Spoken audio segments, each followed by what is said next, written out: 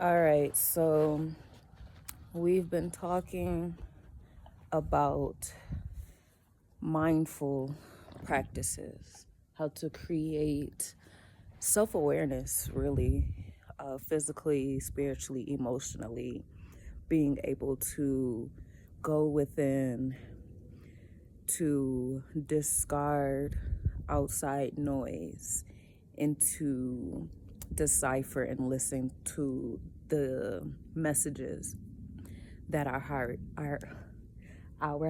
self uh, is trying to communicate with us. So after you cultivate this relationship with yourself, one way that you would use this newfound self-awareness is to allow it to guide you through your life. Allow you to remember and come into your divine calling, your purpose, one of your purposes, because we have many purposes. And just to know the reason and the benefits behind the decisions that you make within your life. So, someone was asking me why I decided to get into tarot. And I was explaining to them that it was a calling, it wasn't a choice. I didn't choose it. And they wanted to know what I meant by calling. How do you identify your calling? How do you know it's your calling? What does it feel like? And that's where that mindfulness practice, that relationship with yourself comes into play. You won't be able to be divinely guided until you're able to go within, learning and creating a means of communication with the divine, with your divinity, with your authentic and higher self, your pure self. These expressions is like the truest nature of yourself without all the conditioning, without the judgment, without the fear, without limitations, limiting beliefs. So that process of unconditioning and reconditioning and tuning into self is so important, because without that, you never really, actually, that's not true. Even when you don't have a conscious and intentional relationship with your inner, your higher, your divine self, it's still guiding you. You just may not be aware of it.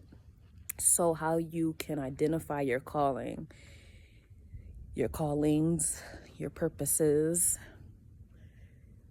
is the patterns of your life. The things that keep coming up, the things that you have always been interested in, even if it doesn't seem practical, even if people tell you you're not good at it, even if people tell you that, it's not a way to make a living.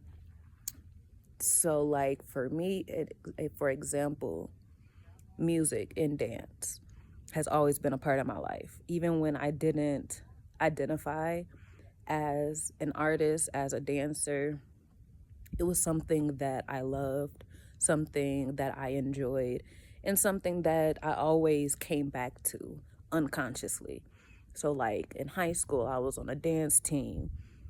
When I was like 5 or 6, well, however, I think it was like 5 years old, I was tap dancing, you know.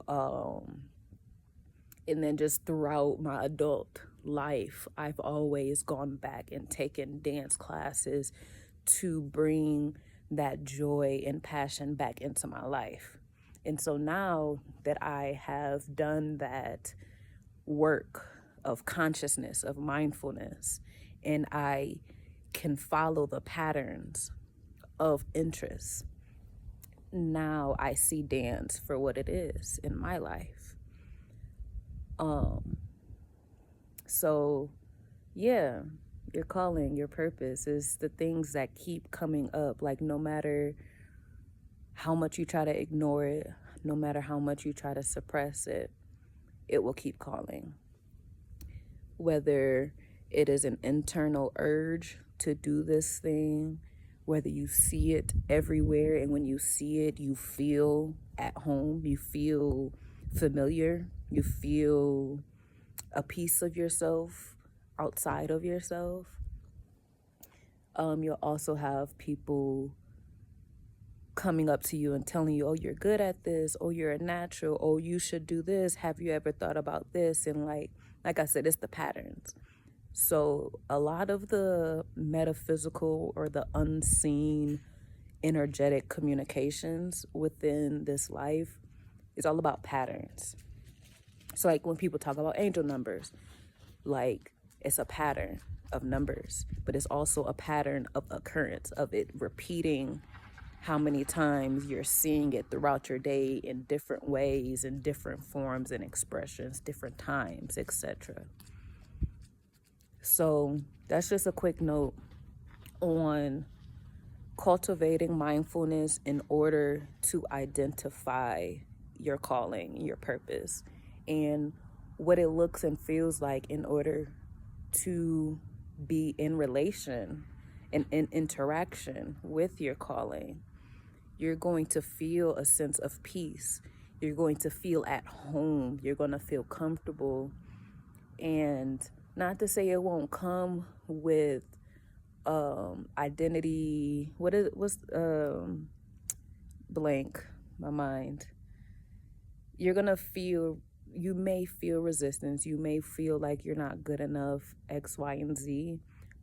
But you'll also feel inspired. You'll also feel motivated and passionate and interested.